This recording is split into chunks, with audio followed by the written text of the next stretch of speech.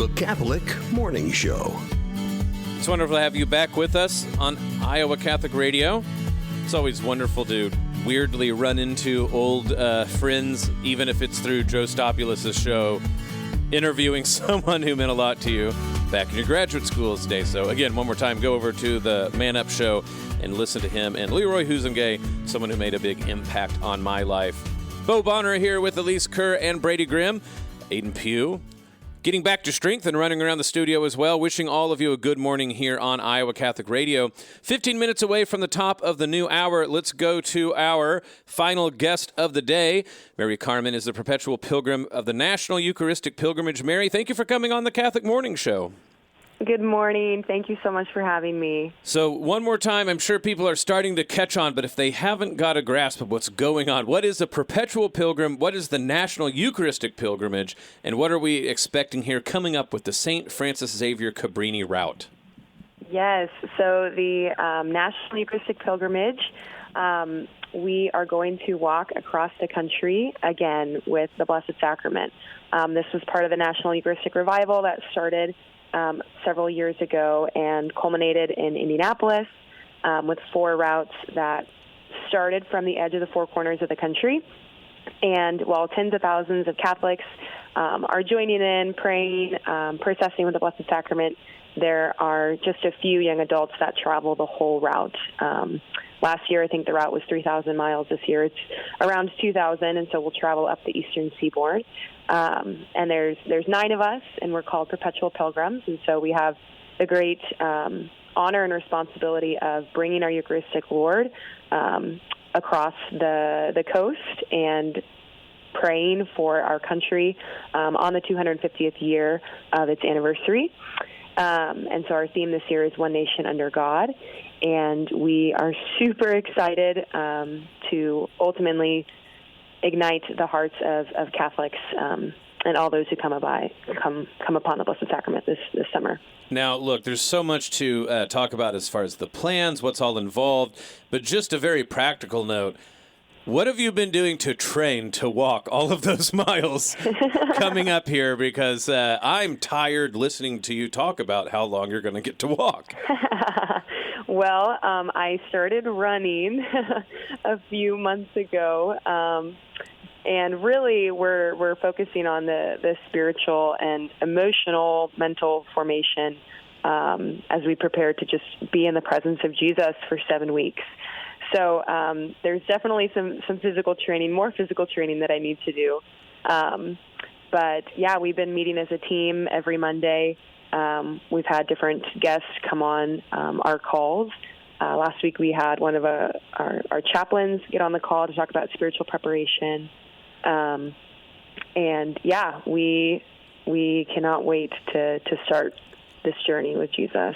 So with this coming up, of course, the 250th birthday of the United States is what everybody is celebrating through this year. And so that theme plays an integral aspect to the route that everybody's taking. So if you can explain that about starting in St. Augustine and why that's important, and then, of course, ending up in Philadelphia. Right. So this is historic.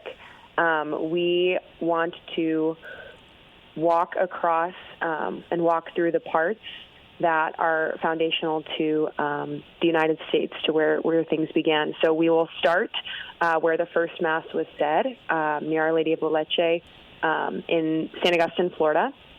And that will happen over the weekend of May 24th. And then we are going to do things such as like crossing the Delaware River, like Washington. We're going to stand on the bridge that reunited the North and the South after the Civil War.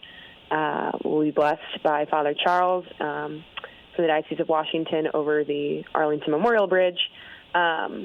We will go to where the first diocese of the United States was, in Baltimore. We'll walk the Freedom Trail in Boston. And we're going to end over the 4th of July weekend in Philadelphia with 24 hours of perpetual adoration in the Cathedral Basilica. So that is only really just a few blocks from where the Declaration of Independence was signed.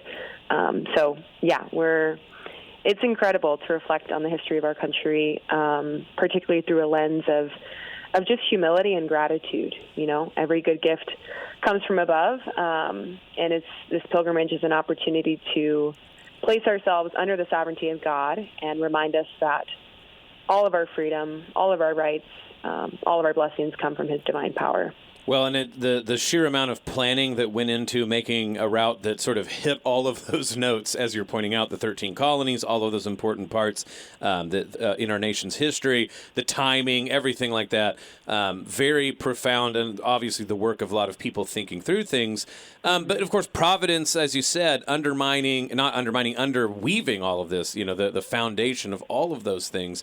And so, forgive me for noticing that you are very much an Indiana girl. Is it the fact that the Eucharistic pilgrimage sort of, went to Indianapolis first? Did that play a role in you getting involved in everything that is going on here? So, the Eucharist really transformed my life when I was 14 years old, and it was when I went to my first high school retreat. And I still remember that pivotal moment in my faith life. And it really was since then that I was just drawn to the Blessed Sacrament and Adoration. And I was so just, excited and surprised that the Congress was happening in Indianapolis. And I remember I wasn't able to participate in any of the Eucharistic processions leading up to the Congress, and I was so bummed. And then the last one, it was like the last 3 miles of the Marian route.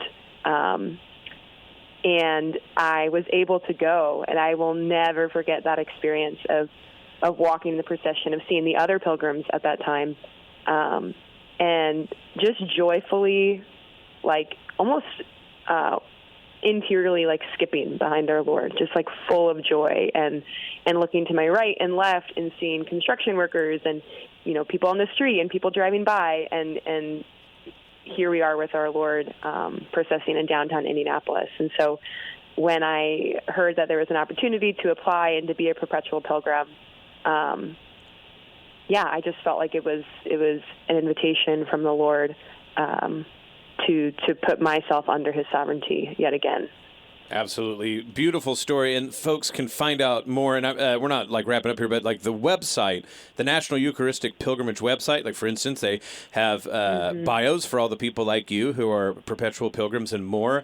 It is a very slick website. And so if people want to make sure to find out more and about how they can join up, just before we move on a bit, where can people go for the website, and what else can they expect to find there? Absolutely. So if you just go to eucharisticpilgrimage.org, you will find out all about the route, about our patroness of the pilgrimage route, St. Francis Xavier Cabrini. You can read more about our theme. You can also pledge to join us, whether in person or spiritually. We are doing a campaign to pledge 250,000 hours of Eucharistic adoration for our country this year. So you can sign up anytime you make a holy hour. You can add your holy hour to the count. And then you can also just learn more about Eucharistic revival. What does it mean to be sent forth as a Eucharistic missionary, which we are all called to do, right? The Great Commission, go and make disciples of all nations. And so you can learn more about that. There's a really great formation series that's available. It will include different lectures. And you can also support the pilgrimage financially. So all of the pilgrims, we are raising money to make this possible, to bring Jesus to the nation for these Eucharistic encounters in a unique way. And you can also look at the actual route, all of the 18 dioceses that we're stopping through. It has the exact times, locations, all the events that are going to take place, and you can register in advance. Well, now look, before we let you go, I know, and I mean, you know, as someone who studies science and things like this, correlation is not causation. However, it's interesting, don't you think, that the Eucharistic pilgrimage, it was such a success that now that the decision to keep doing it in multiple ways has going on.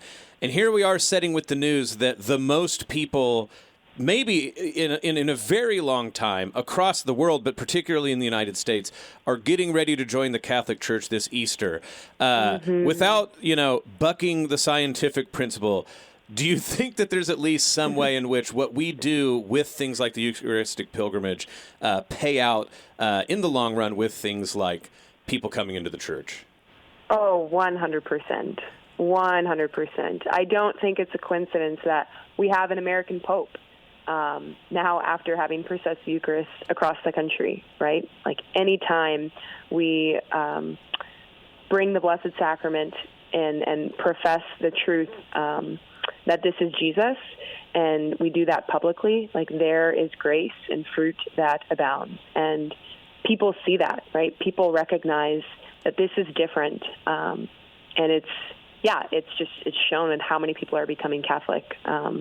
It really is a testament to God's faithfulness and the reality that He desires to walk among us, to convert us, to heal us, to bring us into His truth and full communion with His bride, the Church. Absolutely wonderful. Mary Carmen Zagrajek is one of the perpetual pilgrims for the National Eucharistic Pilgrimage. You can find out more about her and everything else with the St. Francis Xavier Cabrini route at eucharisticpilgrimage.org. Mary Carmen, thank you for coming on the Catholic Morning Show.